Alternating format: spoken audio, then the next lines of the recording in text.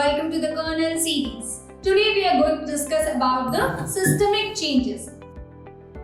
Firstly, the respiratory system. As you all know, the gravid uterus will push the diaphragm up and push the lungs up, and the total lung capacity will reduce by 5%. But still, the tidal volume will not reduce. It will raise by almost 40%. This is because of the progesterone, which will reduce the resistance or the relaxation is given. And also, there is increase in the subcostal angle and chest circumference and the transverse diameter. Everything will raise, causing increase in tidal volume. Though there is decrease in total lung capacity, the tidal volume is raised, but the residual volume will reduce by almost 10%.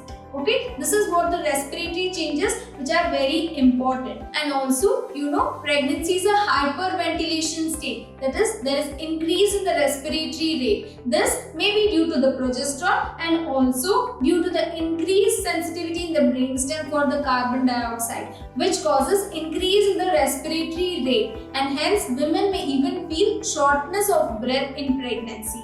So before concluding the respiratory changes, you should know the nasopharynx or the nasal mucosa is hyperemic and edematous. Hence, sometimes patient can come with complaints of epistaxis. Next, coming to the renal changes. So, anatomically, first we have to describe. There is increase in blood flow, there is increase in renal dilatation, the ureters, pelvic calyces, the renal system, everything increase in size almost by 1 centimeters. And also there is increase in renal plasma flow, which is almost high at 16 weeks and maintain till 34 weeks the same. After that it will start reducing. This is the renal plasma blood flow. Whereas the glomerular filtration rate is increased throughout in pregnancy. The filtration or the glomerular filtration rate per minute is always high. Hence, there is reduced in creatinine, blood urea nitrogen, everything in women with pregnancy.